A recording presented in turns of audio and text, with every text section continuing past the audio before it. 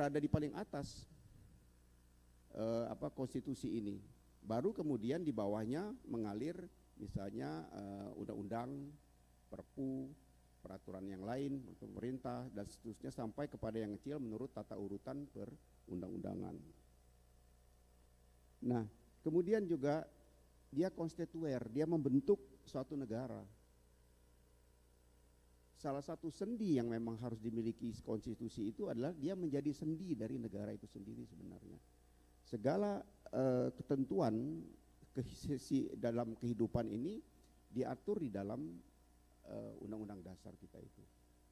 Dan dia menjadi dasar kemudian mengejawantah kepada bagian-bagian menurut apa yang menjadi hak dan kewajiban baik itu penguasa maupun juga seluruh rakyat yang ada di dalam negara khususnya kita Indonesia. Nah, konstitusi ini bisa disebut juga dia bukan hanya dibuat gitu ya, bukan hanya disusun, tapi dia juga berbentuk menyatakan ya, dia juga berbentuk menyusun ya, dia juga sebagai identitas negara.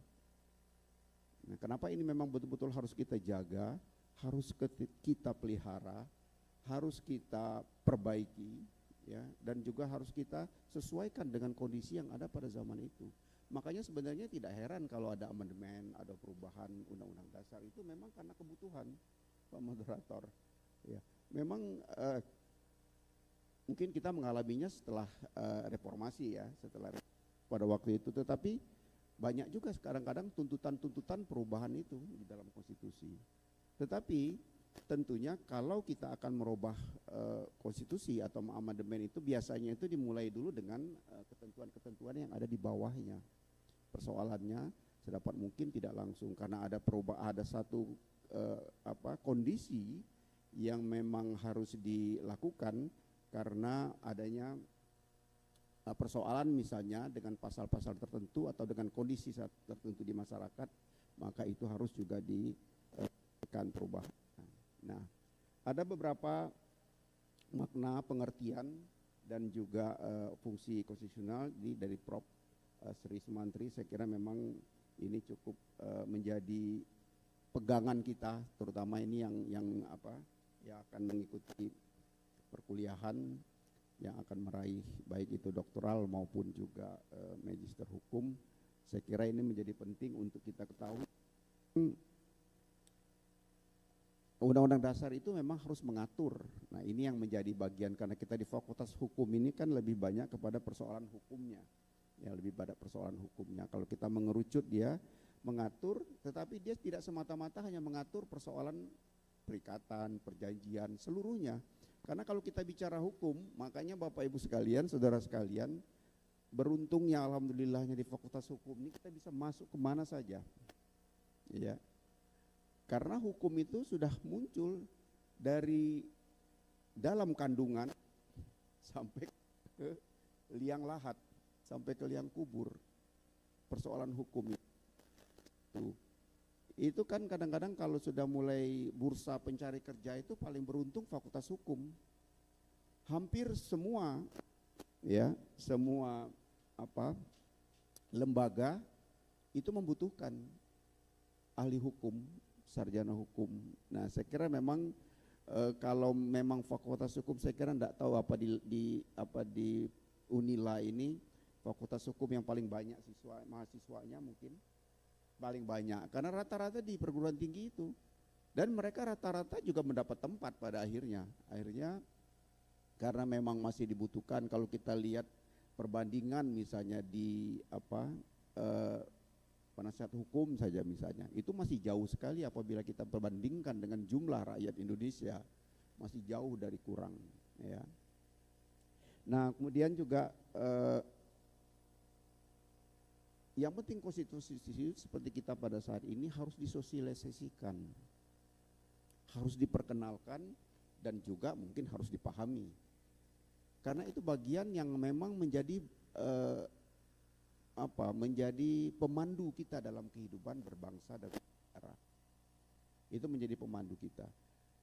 Kita tidak bisa pada pasal-pasal tertentu misalnya, pada ketentuan-ketentuan tertentu, bisa kita tidak tahu. Tapi dalam konstitusi setidak-tidaknya kita hal-hal yang sifatnya lebih umum, ya, itu juga bisa kita bisa ada dalam pikiran dan sanubari kita itu. Seperti misalnya hal-hal yang sangat kecil, misalnya persoalan hak asasi manusia misalnya. Kita tahu apakah ini pelanggaran HAM biasa atau pelanggaran HAM berat. Nah, sekarang orang bilang, oh itu pelanggaran HAM, padahal kita bisa membagi sebenarnya di pelanggaran HAM itu masih ada apakah dia pelanggaran HAM biasa atau extraordinary. Ya, artinya pelanggaran HAM yang berat. Nah, pelanggaran HAM berat itu misalnya genocide, war crime, kemudian juga crime against humanity, kejahatan terhadap kemanusiaan, itu termasuk yang berat. Nah, tapi kita mulai mulai mengalirkan ada beberapa extraordinary itu apakah sama dengan crime against humanity? Dia beda. Kalau kita hanya tindak-tindak pidana katakanlah ini, atau mungkin persoalan hukum publik, hukum perdata, hukum privat, itu dia tidak termasuk dalam extraordinary. Memang pelanggaran HAM, kita melakukan kejahatan, melanggar pasal tertentu, misalnya katakanlah penganiayaan yang ringan saja, itu pelanggaran HAM. Lebih daripada itu crime against humanity, artinya kejahatan terhadap kemanusiaan yang ada unsur-unsurnya. Ada dia bersifat widespread, ya, dan juga dia sistematis. Jadi peristiwanya itu, kejadiannya itu dia meluas dengan korban yang banyak. Kalau crime against humanity itu korban yang banyak, skalasinya luas sekali, ya. Dia dan juga korbannya banyak sekali, masif, ya, masif, meluas dan sistematis. Itu ya pelanggaran HAM. Jadi tidak banyak sebenarnya yang pelanggaran HAM berat itu, ya, di dalam klasifikasi dari kejahatan atau peristiwa-peristiwa perdata tertentu. Nah, tetapi selebih daripada itu, seluruh pelanggaran yang berkaitan dengan hak manusia, hak-hak ekonominya, kemudian juga hak kehidupan keluarga, kemudian juga hak untuk memperoleh kebebasan, memperoleh pendidikan dan lain-lain, itu hak-hak yang biasa. Artinya dia tidak termasuk HAM yang luar biasa. Walaupun dalam prakteknya ketika sudah masif, misalnya satu kelompok misalnya atau satu warga yang memang secara kesengajaan dihalang-halangi haknya untuk pendidikan, misalnya hak untuk sekolah, itu menjadi bagian yang penting juga untuk menjadi perhatian. Nah, kita sekarang sudah mulai ke arah itu. Hak yang pertama itu yang penting adalah sekarang ini kita sedang Mahkamah Konstitusi juga baru saja memutus itu persoalan pendidikan 9 tahun itu. Itu di Undang-Undang Dasar kita itu jelas wajib. Tetapi karena kemampuan secara ekonomi kita belum mampu menyekolahkan gratis, istilahnya tidak berbayar. Walaupun di negara-negara tetangga kita sudah banyak sekali wajib 3 tahun dan wajib 6 tahun itu memang karena wajib, ya, negara berarti suatu keharusan, ada atau tidak anggarannya itu memang itu. Nah, itu sekarang yang dilakukan, bagaimana pemerintah yang sekarang menindaklanjuti melalui pembentuk undang-undang, DPR maupun presiden itu menyusun ketentuannya. Sudah waktunya saat ini kita mengimplementasikan apa yang ada di dalam, dan itu ada dalam konstitusi. Makanya diujinya itu di Mahkamah Konstitusi pasal itu. Walaupun karena memang harus diupayakan, ada 40% anggaran itu yang kemudian hilang. Kenapa? Karena digunakan untuk yang lain, pendidikan-pendidikan yang lain, pendidikan kedinasan dan lain-lain, itu diserap terpecah ke sana. Karena kondisi yang memang memerlukan juga, tetapi akhirnya kita ketinggalan. Pendidikan anak-anak sekolah kemarin baru-baru kita lihat, ini ada anak yang sudah umur berapa tidak bisa membaca. SMP tidak bisa membaca, padahal tanggung jawab negara di dalam konstitusi adalah wajib. mencerdaskan kehidupan bangsa itu dimulai dari itu. Nah, itu antara lain. Yang pertama, konstitusi negara dan relevansinya. Konstitusi negara merupakan elemen paling fundamental dalam kehidupan suatu bangsa dan negara. Keberadaan konstitusi menjadi syarat utama berdirinya negara hukum modern. Tanpa konstitusi, kekuasaan negara tidak memiliki batasan yang jelas, sehingga berpotensi menimbulkan penyalahgunaan wewenang. Oleh karena itu, konstitusi tidak hanya dipahami sebagai dokumen hukum tertulis, tetapi juga sebagai fondasi moral, politik, dan hukum bagi penyelenggaraan negara. Dalam materi ini, konstitusi dijelaskan sebagai kontrak sosial antara rakyat dan negara, di mana artinya ini konstitusi lahir dari kesepakatan bersama seluruh elemen bangsa dan mengatur bagaimana kekuasaan dijalankan. Siapa yang berwenang memerintah, serta bagaimana hak-hak rakyat dijamin dan dilindungi. Dalam pandangan ini, menetapkan konstitusi bukan sebagai produk elit kekuasaan, melainkan sebagai hasil kesepakatan kolektif. Di Indonesia, konstitusi negara adalah Undang-Undang Dasar Negara Republik Indonesia tahun 1945. Dalam Undang-Undang Dasar 1945, bukan hanya mengatur struktur lembaga negara, tetapi juga mencerminkan cita-cita negara, nilai Pancasila, serta tujuan nasional bangsa Indonesia. Oleh sebab itu, memahami konstitusi secara mendalam menjadi kewajiban setiap warga negara, khususnya generasi muda dan akademis. Pengertian lain konstitusi negara merupakan fondasi utama dalam kehidupan suatu negara. Ia menjadi dasar yang menentukan bagaimana negara dibentuk dan bagaimana kekuasaan dijalankan, serta bagaimana hubungan antar negara dan warga negaranya diatur. Tanpa konstitusi, sebuah negara tidak memiliki pedoman yang jelas dalam menjalankan kekuasaan, sehingga rawan terjadi penyalahgunaan wewenang dan keadilan. Dalam konteks negara modern, konstitusi tidak hanya berfungsi sebagai dokumen hukum, tetapi juga sebagai kesepakatan politik tertinggi yang mencerminkan kehendak dan cita-cita bangsa. Konstitusi lahir dari proses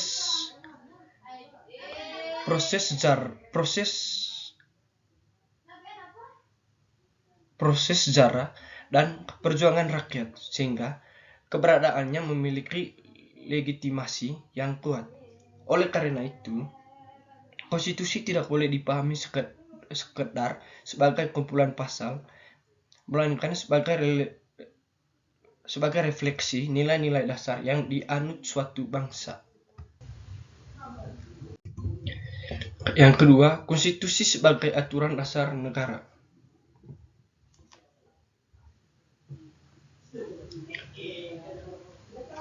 Konstitusi negara dapat didefinisikan sebagai aturan dasar yang mengatur penyelenggaraan kekuasaan negara secara menyeluruh. Aturan dasar ini mencakup aspek pembentukan negara, pembagian kekuasaan, hubungan antara lembaga negara, serta hubungan antara negara dan warga negara.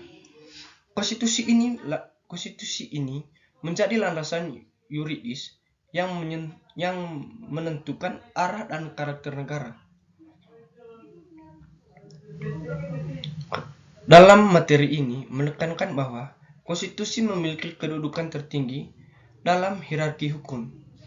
Semua undang-undang, peraturan pemerintah, dan kebijakan publik harus bersumber dan tidak boleh bertentangan dengan konstitusi.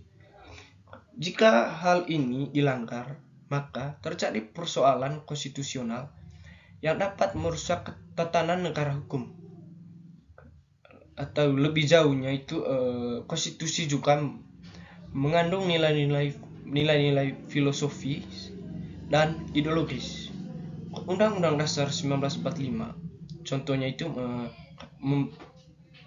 memuat Pancasila sebagai dasar negara, yang menjadi pedoman dalam penyelenggaraan kekuasaan. Oleh karena itu, konstitusi tidak boleh dipahami secara kontekstual semata, melainkan juga secara kontekstual dan substansial. Apabila terdapat undang-undang yang bertentangan dengan konstitusi, maka undang-undang tersebut secara prinsip kehilangan legitimasi hukum dan moral. Konstitusi juga berfungsi sebagai alat pengendalian kekuasaan. Kekuasaan yang tidak dibatasi akan cenderung bersifat absolut dan merugikan rakyat. Oleh karena itu, konstitusi hadir untuk memastikan bahwa kekuasaan dijalankan sesuai dengan hukum dan prinsip keadilan. Yang berikutnya, konstitusi sebagai kontrak sosial. Konsep konstitusi sebagai kontrak sosial merupakan gagasan utama, di mana kontrak sosial berarti adanya kesepakatan antara rakyat sebagai pemilik kedaulatan dengan negara sebagai pelaksanaan kekuasaan.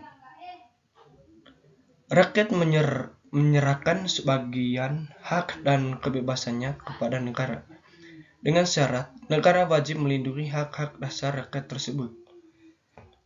Dalam pemahaman ini, sejalan dengan teori kontrak sosial yang dikemukakan oleh pemikiran-pemikiran klasik dari Thomas Hobbes dan John Locke dan Jane Jackson Rousseau.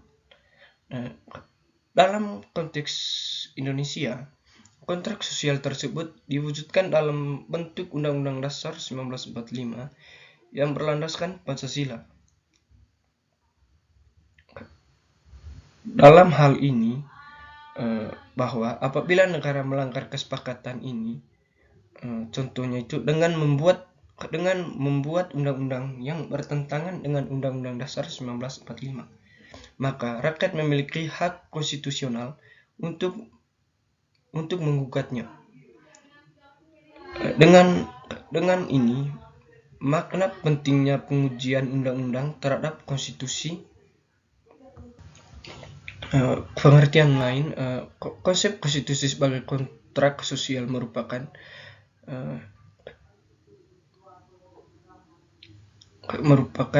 adanya kesepakatan antara rakyat sebagai pemegang kedaulatan dengan negara sebagai pelaksanaan kekuasaan. Rakyat menyerahkan sebagian kebebasannya kepada negara dengan harapan negara mampu menciptakan ketertiban, keadilan, dan kesejahteraan. Dalam perspektif ini, konstitusi bukanlah pemberian penguasa, melainkan hasil kesepakatan bersama seluruh rakyat Indonesia.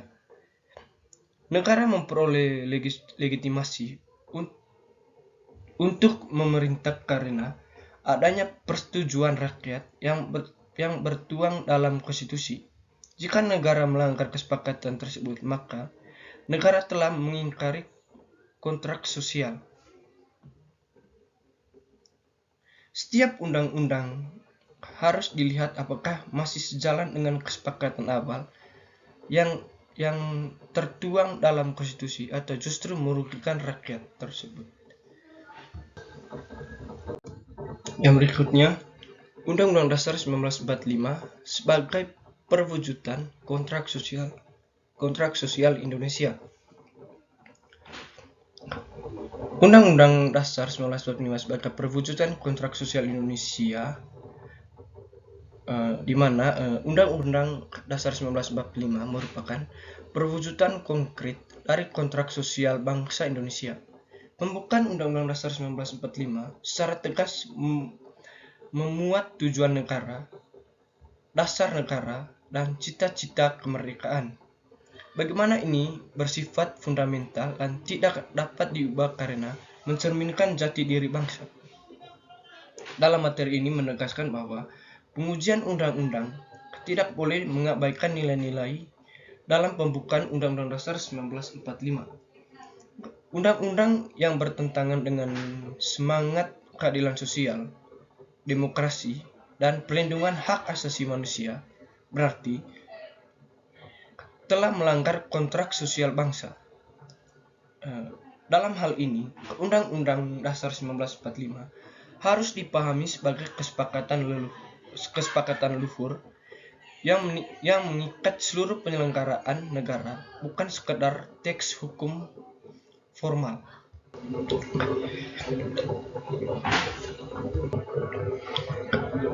Dalam penjelasan ini juga menjelaskan bahwa pembukaan Undang-Undang Dasar 1945 tidak boleh diabaikan dalam menilai konstitusionalitas suatu undang-undang. Undang-undang yang bertentangan dengan nilai keadilan sosial, demokrasi, dan kemanusiaan berarti telah melanggar kontrak sosial bangsa Indonesia. Batang tubuh Undang-Undang Dasar 1945 kemudian mengatur secara teknis bagaimana kekuasaan dijalankan, siapa yang berwenang, dan bagaimana hak-hak warga negara dilindungi. Dengan demikian, Undang-Undang 1945 menjadi pedoman utama dalam menyelenggarakan negara. Pengujian undang-undang terhadap Undang-Undang Dasar 1945. Pengujian undang-undang terhadap Undang-Undang Dasar 1945 merupakan mekanisme penting dalam negara hukum. Mekanisme ini bertujuan untuk memastikan bahwa setiap produk hukum yang dibuat oleh lembaga legislatif tidak bertentangan dengan konstitusi. Dalam hal ini bahwa menguji undang-undang merupakan bentuk nyata dari penerapan prinsip supremasi konstitusi. Konstitusi ditetapkan di atas undang-undang sehingga undang-undang yang bertentangan dapat dibatalkan demi menjaga konsistensi sistem hukum. Pengujian ini juga berfungsi sebagai sarana perlindungan hak konstitusional warga negara. Ketika hak-hak warga negara dirugikan oleh suatu undang-undang, mereka memiliki jalur hukum untuk menuntut keadilan. Dalam materi ini juga menjelaskan bahwa pengujian undang-undang merupakan bentuk nyata penerapan prinsip supremasi konstitusi. Konstitusi ditetapkan di atas undang-undang sehingga undang-undang harus tunduk kepada konstitusi. Selain itu juga, pengujian undang-undang juga berfungsi sebagai alat pelindung hak konstitusional warga negara. Ketika undang-undang merugikan hak rakyat, maka rakyat memiliki jalur hukum untuk menuntut keadilan melalui mekanisme konstitusional. Yang berikut peran makna konstitusi.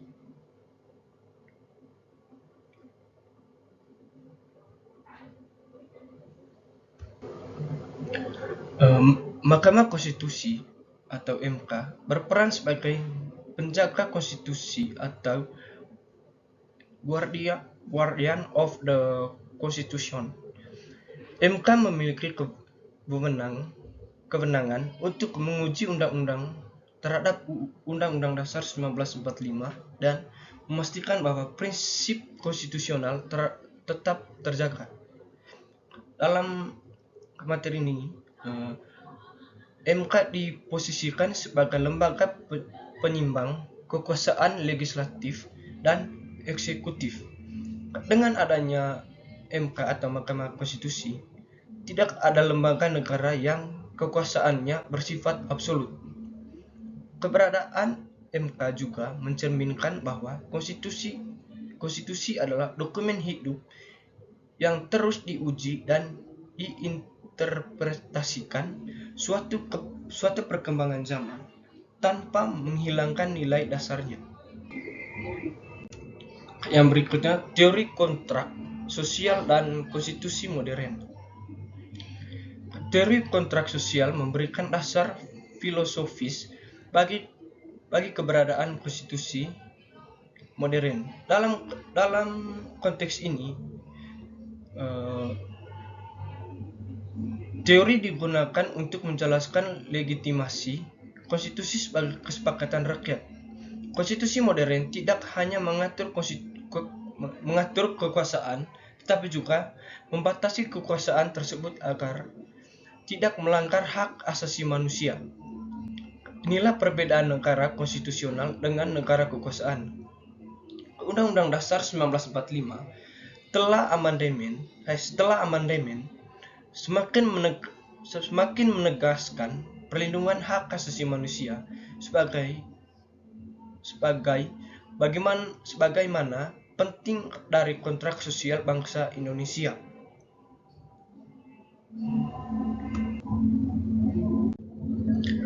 Yang berikutnya, masalah konstitusional dalam praktik.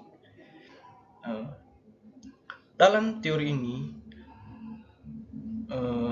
menyoroti berbagai masalah konstitusional yang muncul dalam praktik ketatanegaraan, seperti undang-undang yang tidak sejalan dengan semangat konstitusi atau kebijakan publik yang mengabaikan hak warga negara. Dalam masalah ini menunjukkan bahwa tantangan utama bukan pada keberadaan konstitusi, tetapi pada pelaksanaannya. Oleh karena itu, diperlukan kesadaran konstitusional dari seluruh penyelenggaraan negara dan masyarakat.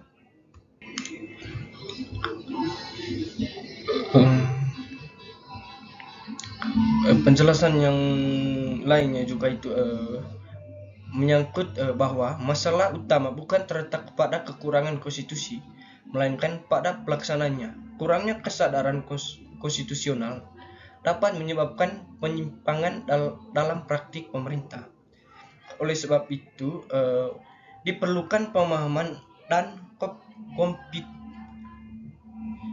komitmen semua pihak untuk menjadikan konstitusi sebagai pedoman utama dalam setiap kebijakan yang kita tetapkan itu atau kita sediakan.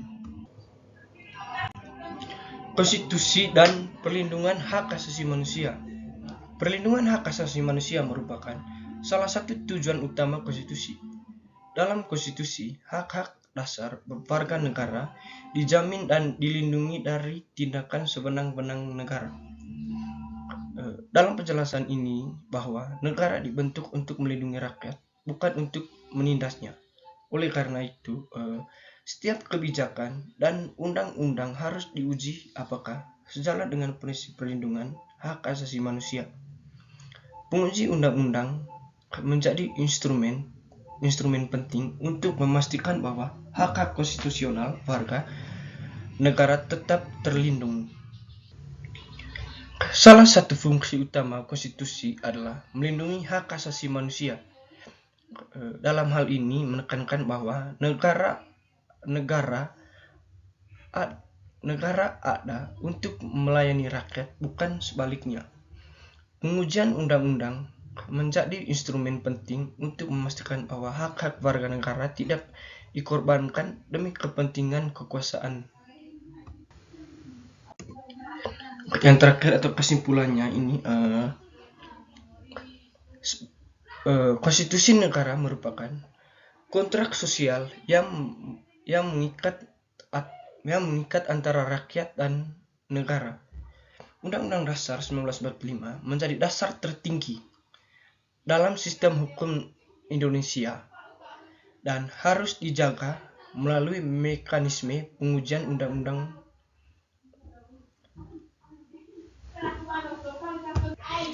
Pengertian lainnya, Undang-Undang Dasar 1945 menjadi dasar hukum tertinggi yang mengatur penyelenggaraan negara Indonesia. Dalam hal ini menegaskan bahwa konstitusi bukan sekedar teks hukum, tetapi komitmen bersama untuk mewujudkan negara yang demokratis, adil, dan berlandaskan hukum. Oleh karena itu, menjaga dan menghormati konstitusi merupakan tanggung jawab seluruh warga negara Republik Indonesia. Baik, sekian dari penjelasan saya ucapkan terima kasih.